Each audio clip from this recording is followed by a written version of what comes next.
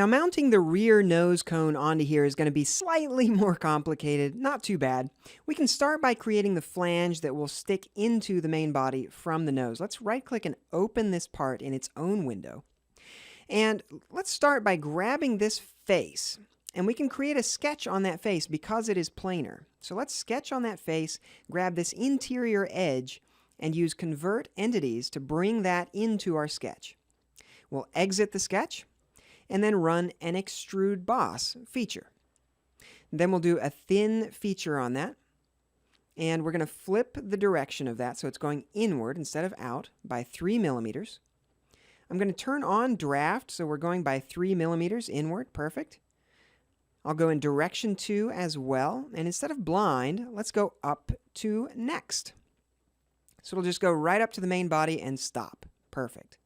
I am going to draft that by 3 degrees in the opposite direction, so these guys go together, one smooth face all the way in. Exit that. Perfect. We now have a flange. It's going to meet up perfectly, no problem at all. Love it. Great. The problem is, though, the other side, right? The other side is going to be a little bit more tricky to do. It shouldn't be too terribly awful, but it, let's open that part up and see what we can do with it.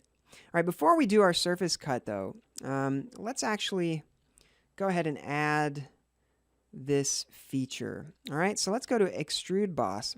I'll grab this back face to sketch on, take this interior edge and convert that in, and then we can exit the sketch. It's going to fire off our extrude, and I'm going to flip the direction of it, and we're going to make it thin feature, yes, and it's going to be 3 millimeters thick. We are going to draft it by 3 millimeters in that direction. And that's perfect. And we're going to go by 12 millimeters straight in, which is exactly what we need. Hit OK. That looks pretty decent, except the only problem is it's merged. So let me edit that feature and do not merge result. Perfect. So this is separate, just what we needed. And one little thing you'll notice is that you can see that our surface doesn't quite make it all the way to the mid-plane.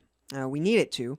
So let's go to our direct editing and move face. We're going to move this face and this top one, just so that they extend over the center of our model. Just so they go all the way over the right plane. 10 millimeters is fine. Hit OK.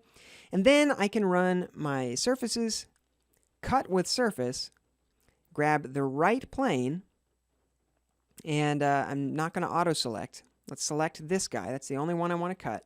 Make sure the arrow is pointing toward the part we want to cut off, and hit OK. That extra step makes it so that this face is coplanar with that face, which we're going to need it to be in just a minute. Now, when we bring back our surface cut, it's going to cut out the bottom but leave this hoop going all the way down, which is what I wanted. I wanted for that to be there. And then when we do our mirror operation, let's edit that feature. And under Bodies to Mirror, we'll add in this feature as well.